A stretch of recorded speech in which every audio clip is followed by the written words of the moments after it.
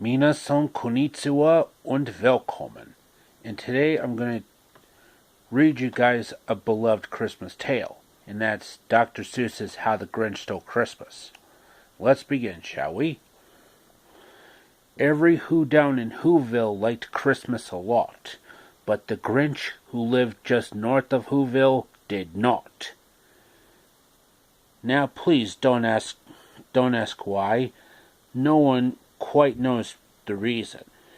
It could be his head wasn't screwed on just right. It could be, perhaps, that his shoes were too tight.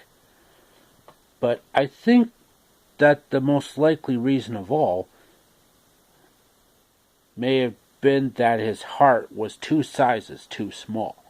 Whatever the reason, his heart or his shoes, he stood there on Christmas Eve, hating the Who's, staring down from his cave with a sour, cringy frown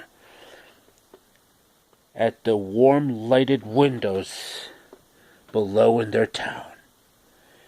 For he knew every Who down in Whoville beneath was busy now, hating the mistletoe wreath. And they're hanging their stockings, he snarled with a sneer. Tomorrow is Christmas. It's practically here.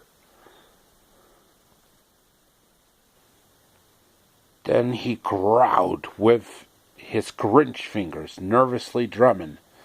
I must find some way to stop Christmas from coming. From tomorrow he knew all the Who girls and boys would wake up bright and early. They'd rush to their toys. And then, oh, the noise. Oh, the noise, noise, noise.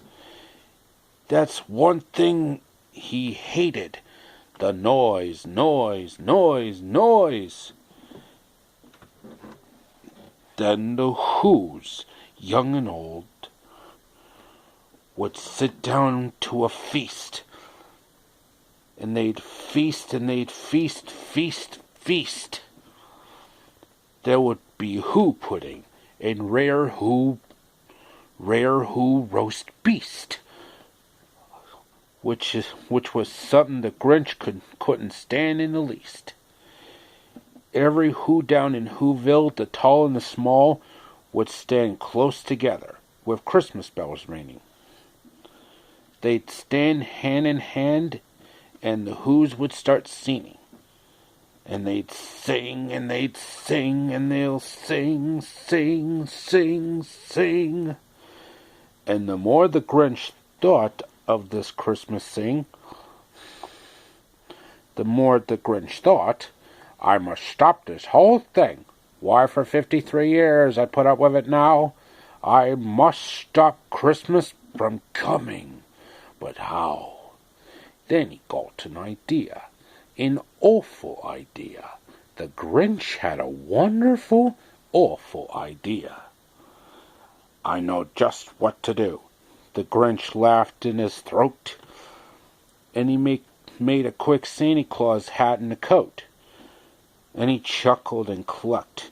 Oh, what a great Grinchy trick.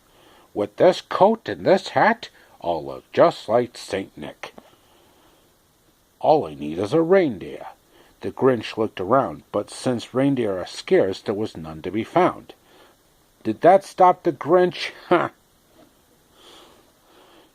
No, sirree.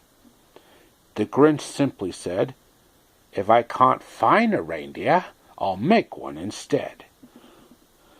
So he called his dog Max. Then he took some red thread, and he tied a big horn on top of his head. Then he loaded his bags in some old empty sacks on a ramshackle sleigh, and he hitched up old Max. And the Grinch said, giddy up, and the sled started down toward the home where the Who's layest news in their town. All their windows were dark, quiet snow filled the air. All the Who's were dreaming sweet dreams without care. Then he came to the first little house on the square. "This is stop number 1, the old Grinchy Claus hissed, and he climbed to the roof, empty bags in his fist. Then he slid down the chimney, a rather tight pinch, but if Santa could do it, so could the Grinch. He got stuck once for a moment or two. Then he stuck his head out to the fireplace flute, and where the little Who stockings are hung in a row. "These stockings," he grinned, "are the first things to go." Then he slithered and sluck with a smile most unpleasant.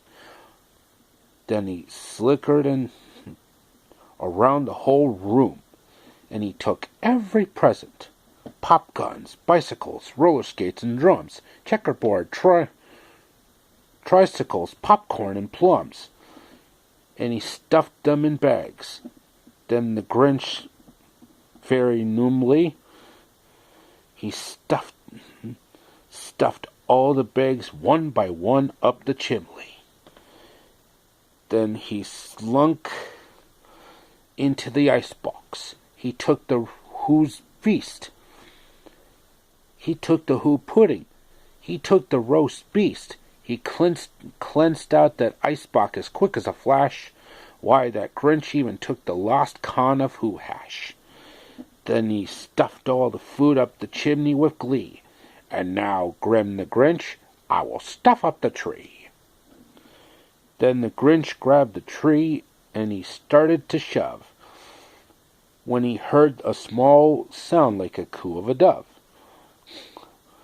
He turned around fast and he saw a small Who, little Cindy Lou, who was no more than 2. The Grinch had been caught by this tiny little daughter, who'd got out of bed for a cup of water. She stared at the Grinch and said, "Santa Claus, why? Why are you taking our Christmas tree? Why?" But you know, that old Grinch was so smart and so slick, he thought up a lie and he thought it up quick. "Why, my sweet little tot," the fake Santa Claus lied, "there's a light on this tree that won't light on one side.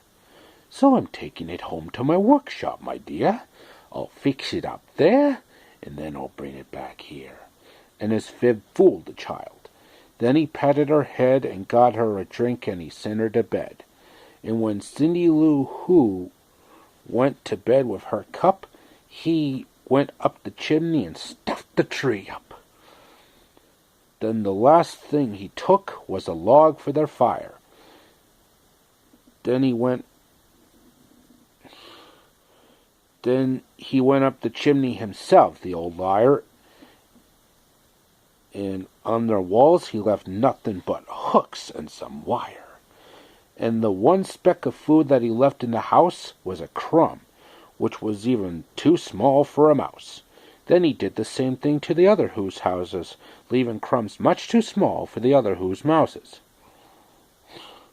It was 1/4 dawn, all the Who's still abed, all the Who's still a snooze, when he packed up his sled, packed it up with their presents, the ribbons, the wrappings, the tags and the tinsel, the trimmings and the trappings. 3,000 feet up the side of Mount Crumpet, he rode with his load to the tip-top to dump it. "Pooh-pooh," to the Who's, he grinchly humming, "they're finding out now that no Christmas is coming. They're just waking up. I know just what they'll do. Their mouths will hang open a minute or two, and the Who's will down in Whoville will all cry, boo-hoo." "That's the noise," grinned the Grinch, "that I simply must hear." He paused, and the Grinch put his hand to his ear, and he did hear a sound rising over the snow. It started in low, then it began to grow. But the sound wasn't sad. Why, it sounded merry. It couldn't be so. But it was very merry, very. He stared down at Whoville. The Grinch popped his eyes. Then he shook. What he saw was a shocking surprise. Every Who down in Whoville, the tall and the small, was singing, without any presents at all. He hasn't stopped Christmas from coming. It came. Somehow or other, it came just the same. And the Grinch, with his Grinch feet ice-cold in the snow, stood puzzling and puzzling. How could it be so? It came without ribbons. It came without tags. It came without packages, boxes, or bags. Then he puzzled 3 hours, till his puzzler was a sore. Then the Grinch thought of something he hadn't before. Maybe Christmas, he thought, doesn't come from a store. Maybe Christmas, perhaps, means a little bit more. And what happened then? Well, in Whoville, they say, the Grinch's small heart grew 3 sizes that day. And the minute his heart didn't feel quite so tight, he whistled with his load through the bright morning light. And he brought back the toys and the food for the feast. And he himself, the Grinch, carved the roast beast. Well, the Grinch truly is a wonderful Christmas tale. 'Cause I'm a sucker for the Grinch. Well, the Chuck Jones cartoon from the 60s. With Boris Karloff, June Foray, and Thurl Ravenscroft. I highly recommend you watch that cartoon and read the original book by Dr. Seuss.